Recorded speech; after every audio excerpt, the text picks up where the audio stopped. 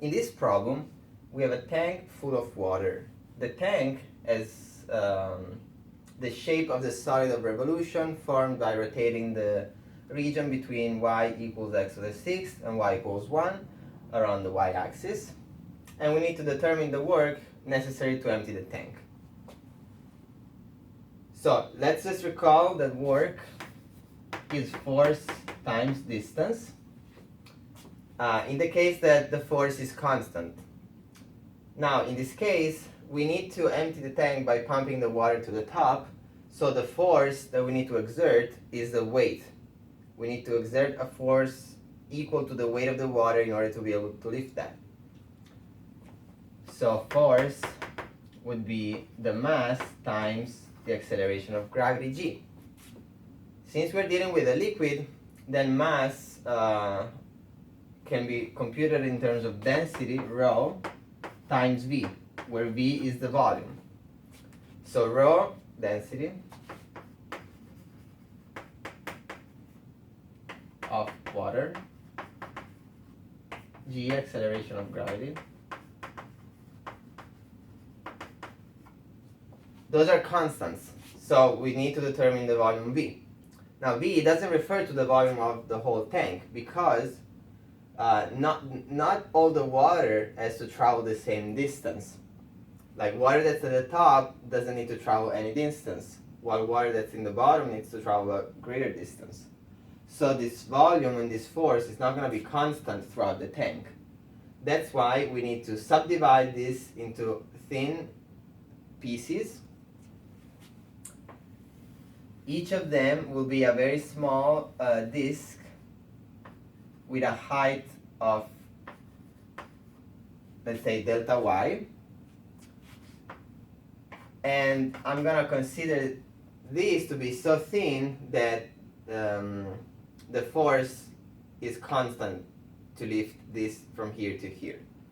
So,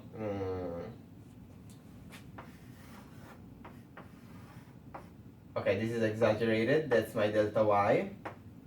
Here I have a certain radius. So volume refers to the volume of this cylinder. Now, in order to do anything, we need to set up a coordinate system. In this case, there's one that's already given to us because this is in terms of the Cartesian plane. So I'm just going to use y in the regular way. So this height will be y. So consider a disk at height y. How much is the volume of this?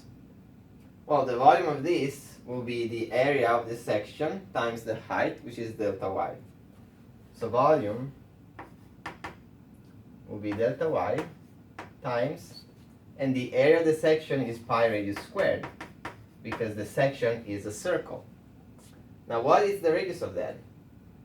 If this is at height y, then the radius here is x, given in terms of y by the function. So since this is the function y equals x to the sixth, then this radius here is x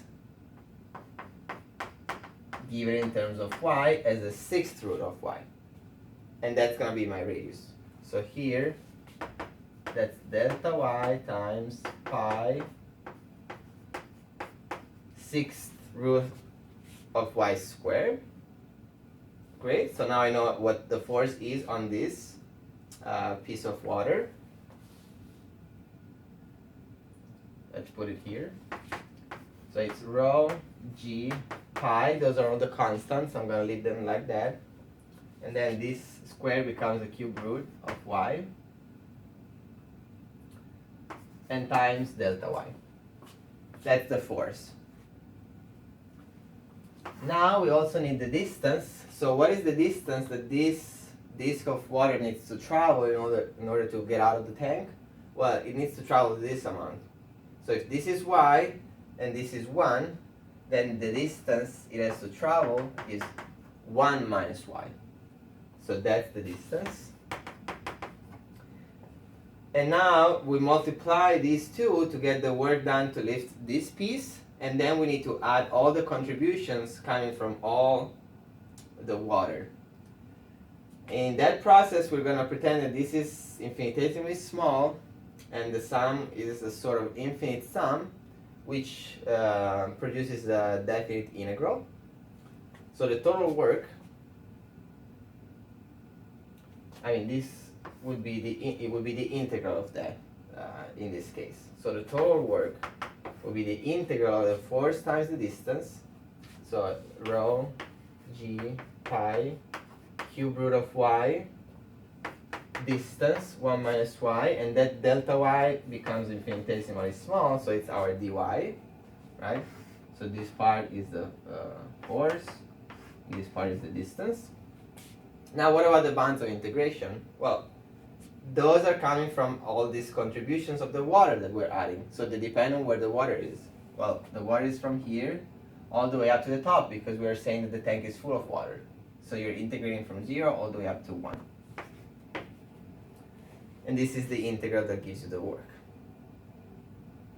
Now, another question is,